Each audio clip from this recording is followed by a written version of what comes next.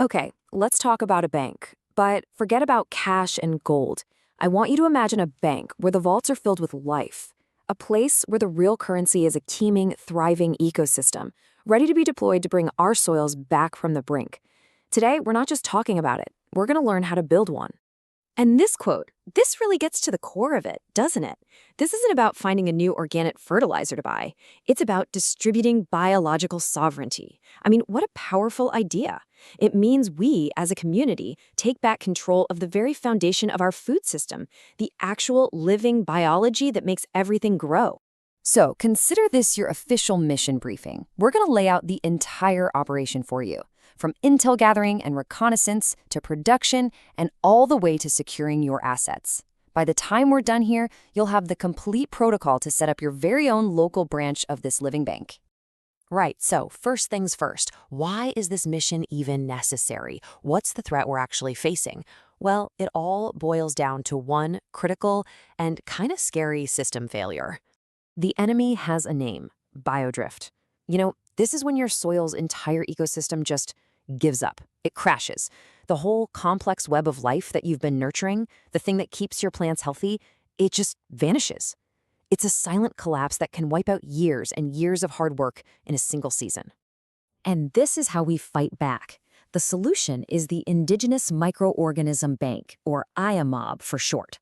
Look, instead of some big central bank that's vulnerable, the IAMOB is a distributed, decentralized network.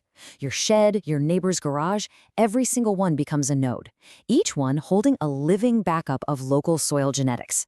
It means that if or when a biodrift event happens, nobody ever has to start from scratch again. Okay, so what exactly are we depositing into this bank? What's the currency? Well, the system pretty much relies on two main classes of living assets.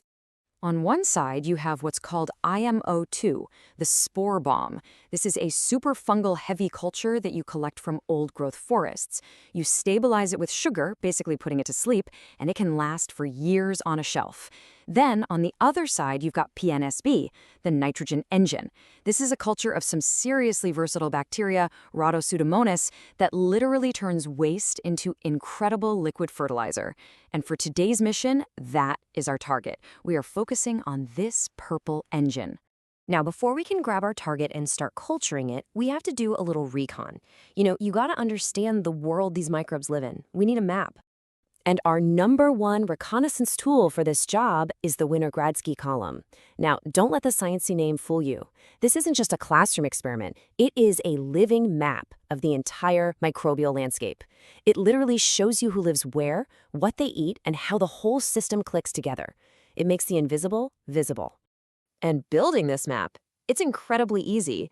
You just grab a clear bottle, mix some pond mud, which is full of life, with a carbon source, like shredded newspaper, and a sulfur source, like a hard-boiled egg yolk. Then you pack it down real tight to get all the air out, top it off with some more pond water, and seal it up. That's it. Now you just sit back and watch.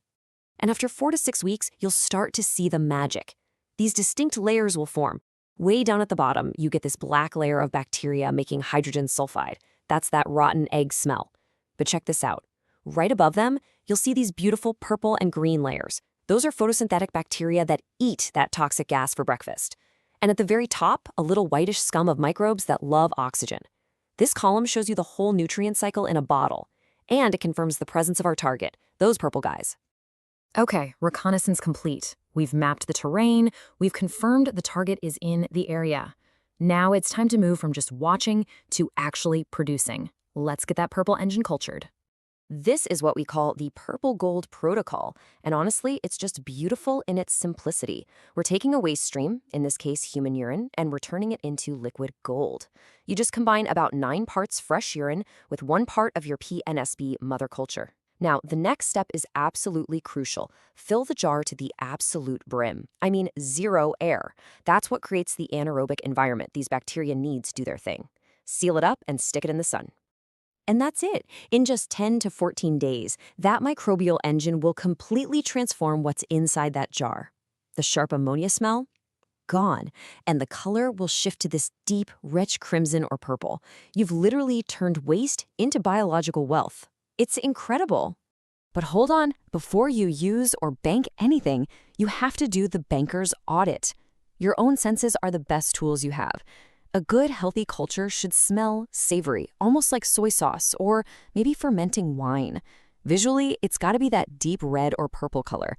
Now, if it smells like vomit or sour milk or just plain garbage, or if you see any fuzzy green or black mold, it's a fail. It's contaminated. You have to discard it and start over. Seriously, no exceptions here. All right, you've successfully produced a high-value asset. It passed the audit.